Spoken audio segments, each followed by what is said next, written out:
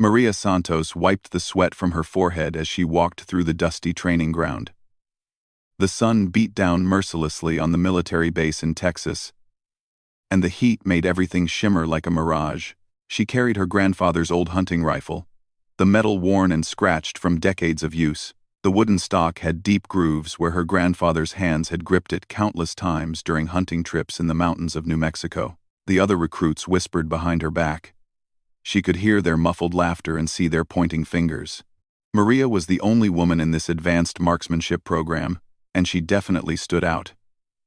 While the men carried sleek, modern rifles issued by the military, she clutched her family heirloom. The rifle looked ancient compared to their equipment. Rust spots dotted the barrel, and the scope was an old-fashioned one that her grandfather had mounted himself years ago. "Look at that antique," snickered Private Johnson, a tall man from Alabama, with perfectly pressed uniforms. "Does that thing even work anymore? Looks like it belongs in a museum." His buddy, Private Matthews, joined in the mockery. "Maybe she got lost on her way to a historical reenactment. That rifle probably hasn't been fired since World War II. Maria ignored their comments and continued walking toward the firing range. She had heard worse things during her 3 years of military service. Being one of the few women in combat roles meant constantly proving herself. Every day brought new challenges and doubts from her male colleagues. Some questioned whether women belonged in the military at all. Others thought women should stick to desk jobs and medical duties. The truth was, Maria had grown up with guns. Her grandfather, Roberto Santos, had been a legendary hunter in their small town. He could shoot a rabbit from 300 yards away and never miss his target. From the age of 8, Maria had accompanied him on hunting trips. She learned to track animals, read wind patterns, and most importantly, how to shoot with deadly accuracy. Roberto had taught her that shooting was not just about pulling a trigger. It was about breathing control, patience, and understanding the weapon in your hands. "This rifle," he would say, patting the old gun, "has fed our family for 40 years. It never let us down because I never let it down. You must respect your weapon, and it will respect you." When Roberto passed away 2 years ago, he left the rifle to Maria. It was the only thing of value he owned. But to Maria, it meant everything. The rifle represented her heritage, her training, and her grandfather's faith in her abilities. She had brought it with her to this advanced program, against the advice of her commanding officers, who suggested she use standard military equipment. The advanced marksmanship program was the military's way of finding the best shooters for special operations. Only 50 soldiers had been selected from thousands of applicants across all branches of the military. The program lasted 6 weeks and included training in long-range shooting, urban warfare scenarios, and high-pressure situations. Graduates often went on to become snipers or special forces operatives. Maria had scored higher than any other applicant on the preliminary tests, which is how she earned her spot. But now, standing among these elite soldiers with her rusty rifle, she felt the weight of everyone's expectations and doubts. Sergeant Williams, the program instructor, was a grizzled veteran with 25 years of military experience. He had served in 3 wars and trained some of the military's finest shooters. When he saw Maria's rifle, he raised his eyebrows but said nothing. Williams believed in results, not appearances. "All right, recruits," Williams barked as they gathered around the firing line. "Today we start with basic accuracy tests. You'll each take 10 shots at targets placed at different distances. The targets range from 100 to 600 yards. Your scores will determine your ranking in this program." The other recruits checked their equipment with confidence. Their rifles gleamed in the sunlight, equipped with the latest scopes and accessories. Many of them had been shooting competitively for years and had won numerous competitions. They looked at Maria's old rifle and smirked, already counting her out of the running. Private Henderson, a former Marine from Oregon, whispered loudly enough for Maria to hear, "This should be interesting. I wonder if that old gun can even reach the far targets." Maria took her position at the firing line and examined her rifle carefully. She ran her hands along the barrel, checking for any problems. The metal was warm from the sun, but the weapon felt solid and familiar in her hands. She adjusted the old scope, remembering her grandfather's teachings about making small adjustments for wind and distance. The first target was set at 100 yards. For an experienced shooter, this was considered an easy shot. Maria shouldered her rifle and looked through the scope. The crosshairs were slightly faded, but she could see the target clearly. She controlled her breathing just as Roberto had taught her, inhaling slowly and exhaling halfway before holding her breath. The shot rang out across the training ground. Through her scope, Maria saw a perfect hole appear in the center of the target. She had hit the bullseye exactly. A few of the other recruits glanced in her direction, but most were focused on their own shooting. The second target was at 200 yards. This required more precise calculations for wind and bullet drop. Maria observed the flags around the range to judge wind direction and speed. She made tiny adjustments to her aim and fired again. Another perfect shot. As the targets moved to greater distances, the other recruits began paying more attention to Maria's performance. Her shots consistently hit the center of each target, while some of theirs scattered around the edges. Their expensive equipment didn't seem to be giving them any advantage over her old rifle. At 400 yards, Maria's shot struck the target so precisely that it enlarged the existing hole from her previous shots. The rangemaster had to use binoculars to confirm that she had indeed hit the center again. Murmurs began spreading among the other recruits. "How is she doing that with that old thing?" wondered Private Garcia, a shooter from California who had won several state competitions. "Maybe it's just luck," suggested Private Johnson, though his voice carried less confidence than before. When the targets moved to 500 yards, the difficulty increased significantly. At this distance, factors like wind, humidity, and even the Earth's rotation could affect a bullet's path. Many of the recruits struggled to hit the target at all, let alone the center. Maria took extra time to prepare for this shot. She studied the wind flags carefully and noticed that the wind had shifted slightly to the left. She made a small adjustment to compensate and settled into her firing position. Her breathing slowed, and she felt the familiar calm that came over her during difficult shots. The rifle bucked against her shoulder, and she tracked the bullet's path through her scope. Once again, she had hit the exact center of the target. The other recruits fell silent, their earlier laughter completely gone. The final target was placed at 600 yards, the maximum distance for this exercise. At this range, hitting the target at all was considered excellent, and hitting the center was nearly impossible without perfect conditions and exceptional skill. Maria felt the pressure of everyone watching her. Even Sergeant Williams had stopped his usual pacing to observe her final shot. She knew that this moment would define how the other recruits saw her for the rest of the program. She chambered her final round and settled into position once more. The old rifle felt like an extension of her body, just as it had during countless hunting trips with her grandfather. She remembered his voice telling her, "The rifle doesn't make the shooter, Maria. The shooter makes the rifle." The wind had died down to almost nothing, creating ideal conditions for the shot. Maria aligned her crosshairs with the distant target and began her breathing sequence. Everything else faded away. The heat, the watching eyes, the whispered comments. There was only her, the rifle, and the target. The shot echoed across the silent training ground. Through her scope, Maria watched as the bullet found its mark in the dead center of the 600-yard target. She had achieved a perfect score. 10 shots, 10 bullseyes. Not a single bullet had strayed from the center ring.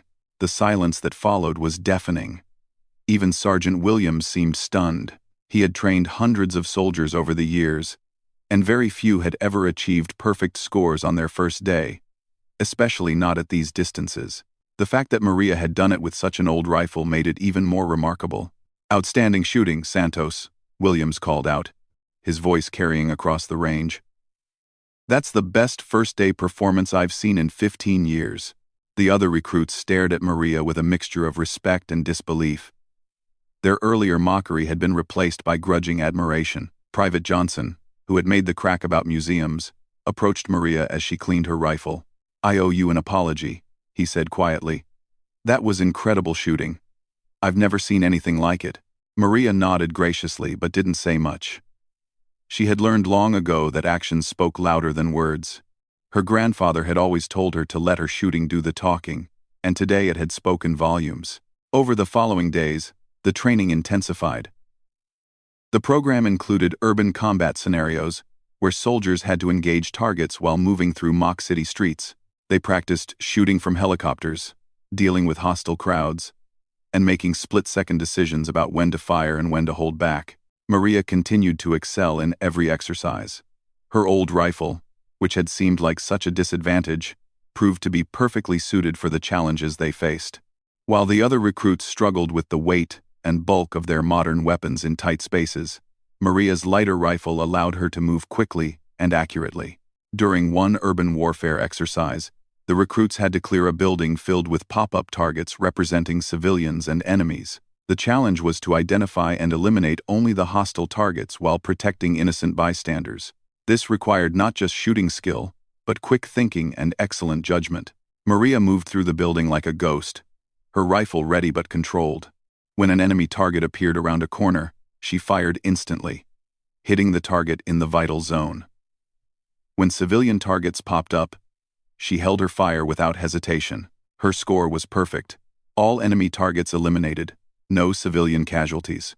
Private Matthews, who had initially mocked her rifle, struggled with the same exercise. His larger, heavier weapon was harder to maneuver in the tight corridors, and he accidentally hit 2 civilian targets while trying to engage enemies. After the exercise, he sought out Maria for advice. "How do you move so quickly with that rifle?" he asked. "I feel like I'm carrying a tree branch through those buildings." Maria smiled and explained how her grandfather had taught her to treat the rifle as part of her body, not as a separate tool. He used to say that a hunter who fights with his rifle will never catch dinner. The rifle should feel like your arm, natural and instinctive. Word of Maria's performance began to spread beyond the training program. Senior officers started visiting the range to watch her shoot. General Patterson, the base commander, had heard stories about the female recruit with the antique rifle who was outperforming everyone else. General Patterson was a legendary figure in the military.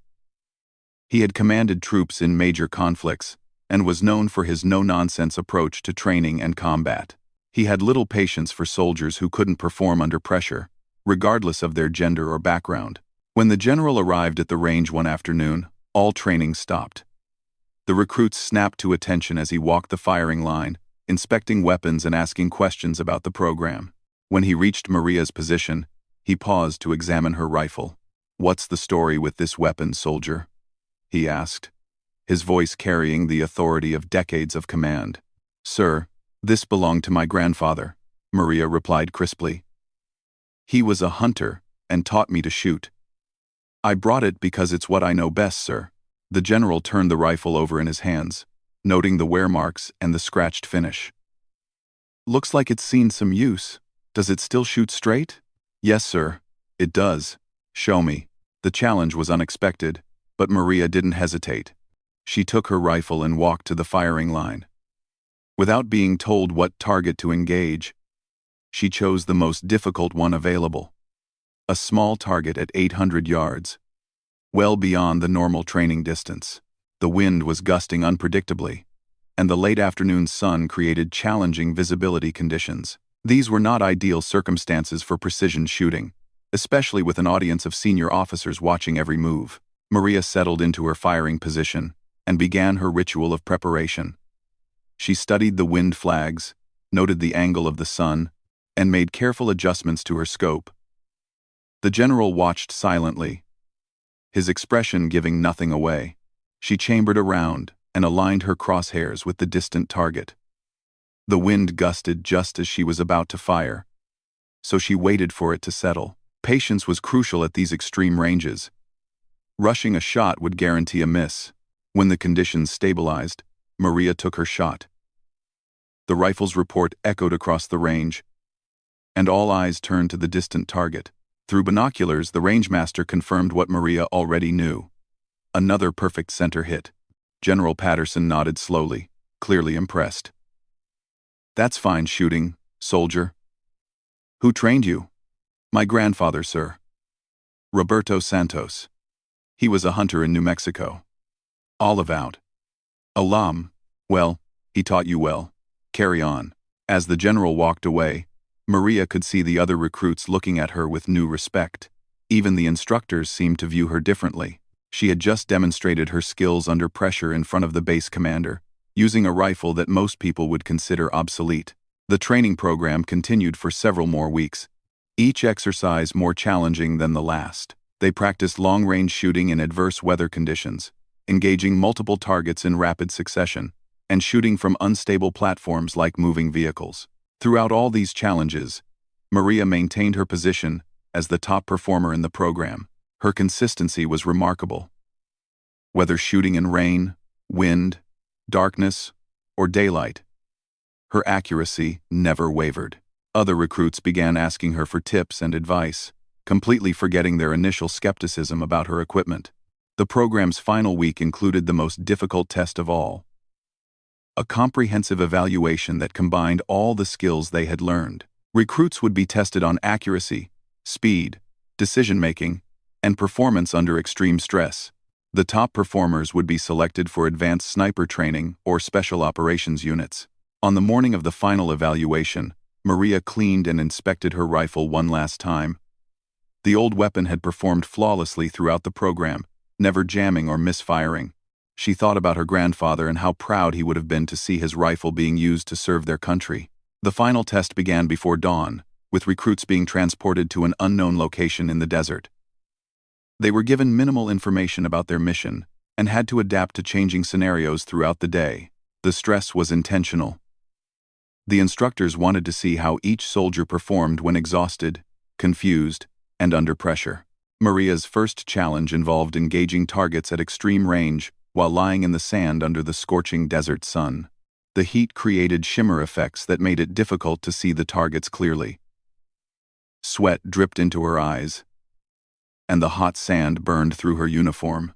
Despite these conditions, Maria's shots found their marks with mechanical precision. While other recruits struggled with the heat and visibility, she adapted her shooting technique to account for the challenging environment. Her grandfather had often taken her hunting in similar desert conditions, teaching her how to deal with extreme heat and difficult visibility. As the final evaluation continued into the afternoon, the challenges became increasingly complex. Maria found herself in a scenario where she had to protect a convoy from elevated positions, while enemy targets appeared and disappeared quickly around the mock village below. The exercise required split-second decisions about which targets posed the greatest threat and in what order to engage them. Through her scope, Maria watched as hostile targets emerged from behind buildings, vehicles, and barriers. She had to identify genuine threats while avoiding civilian decoys mixed among them.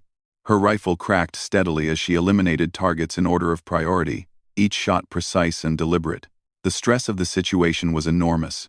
Radio chatter filled her earpiece with urgent commands and updates about the convoy's movement. Dust clouds obscured her vision periodically, and she had to adjust constantly for changing wind conditions as the afternoon progressed. During one particularly intense sequence, multiple targets appeared simultaneously at different ranges and positions. Maria had to engage a sniper on a rooftop at 600 yards, while also eliminating 2 ground targets advancing on the convoy at shorter distances. She fired 3 shots in rapid succession, hitting all 3 targets before they could complete their simulated attacks. Sergeant Williams watched through his binoculars, shaking his head in amazement. In 25 years of training soldiers, he had never seen such consistent performance under stress. Maria's shooting was not just accurate, it was intelligent and tactical. She understood not just how to hit targets, but which targets to hit first and why. "Santos is operating on a different level," he commented to his fellow instructors.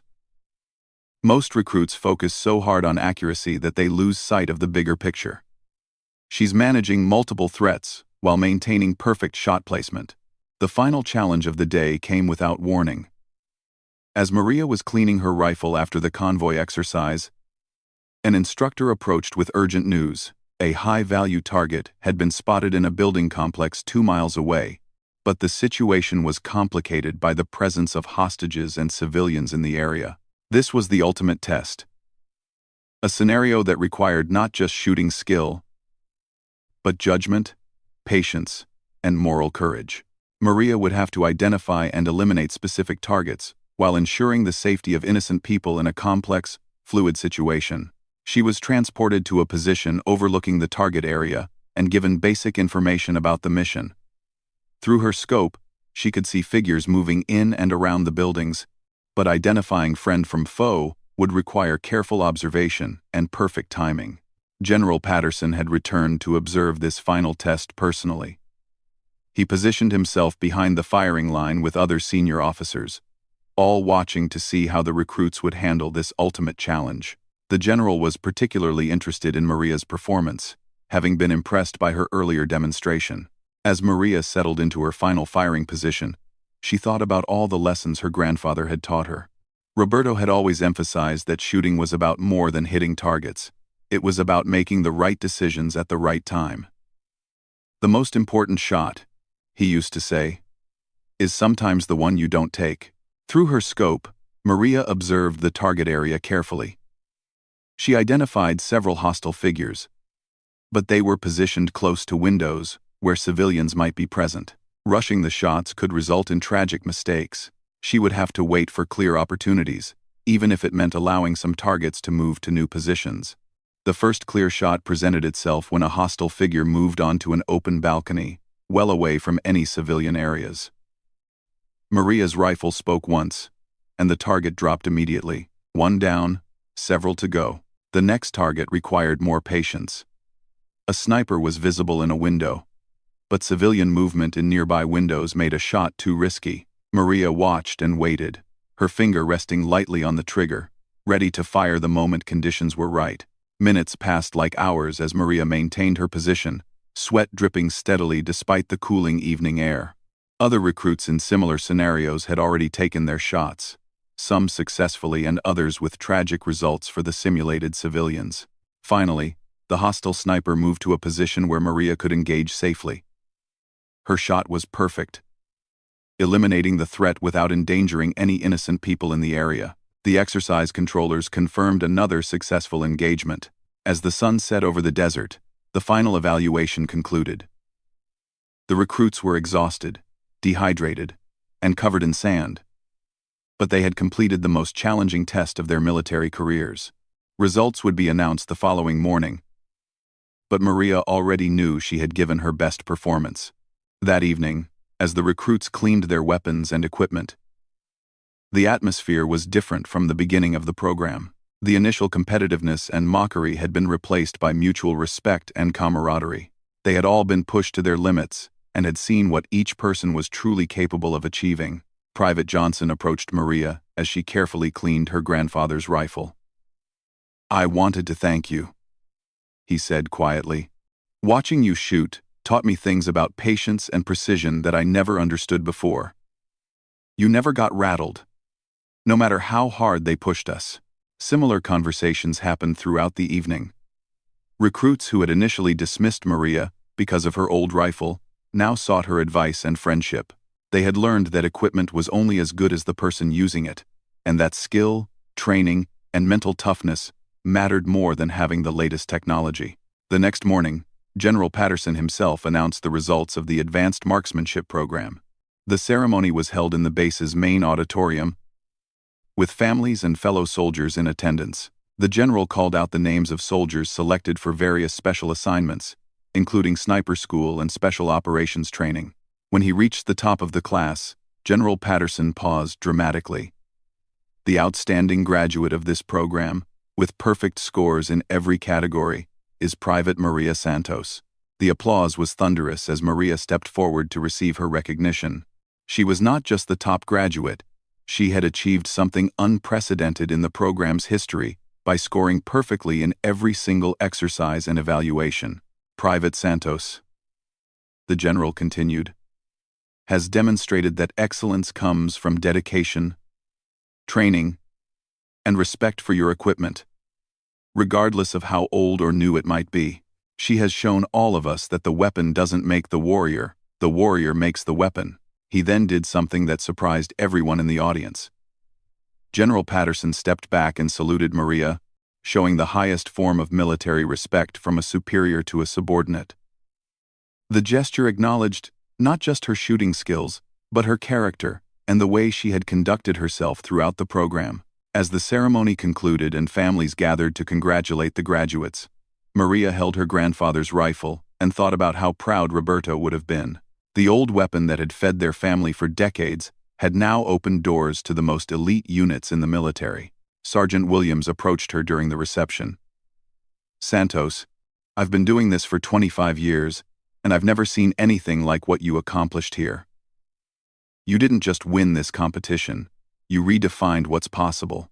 Maria smiled and looked down at her rifle. "My grandfather always said this rifle had one more hunt left in it. I guess this was it." Number 9. Several weeks later, Maria reported to her new assignment with a special operations unit. She had been selected for the military's most elite sniper program, where she would receive training in advanced tactics and specialized equipment. However, she had received special permission to continue using her grandfather's rifle alongside her issued weapons. On her first day with the new unit, Maria met her commanding officer, Colonel Rodriguez, who had heard about her performance in the marksmanship program. He examined the old rifle with interest and asked about its history. "This rifle has quite a reputation now," he said. "Word of your performance has spread throughout the command structure. Some people are calling it the most famous rifle in the military." 1. Maria laughed softly. "It's just an old hunting rifle, sir. But it taught me everything I know about shooting. Well, whatever it taught you worked perfectly. Welcome to the team, Santos. We're honored to have you." As Maria settled into her new role, she continued to carry her grandfather's lessons with her. The rifle that had once made people snicker became legendary throughout the military community. Stories spread about the female soldier who had outshot everyone with an antique rifle, proving that skill and determination mattered more than equipment. Years later, when Maria had become one of the military's most respected marksmen and trainers, she would still tell young soldiers about the importance of understanding their weapons completely. She kept her grandfather's rifle in a place of honor, and occasionally used it in demonstrations to show that good fundamentals never go out of style. The rifle that had once been mocked for its age and appearance had become a symbol of excellence and tradition. It proved that sometimes the old ways are still the best ways, and that true skill comes from within the person, not from the tools they use. Maria's story became part of military folklore, inspiring countless soldiers who faced doubts about their equipment, background, or abilities. She showed that with proper training, dedication, and respect for the fundamentals, anyone could achieve excellence, regardless of what others might think or say. The rusty rifle that made them snicker had indeed made the general step back, not in fear, but in respect for a level of marksmanship that few could match. It had transformed mockery into admiration, and proved that sometimes the most unlikely weapons, in the right hands, can achieve the most extraordinary results.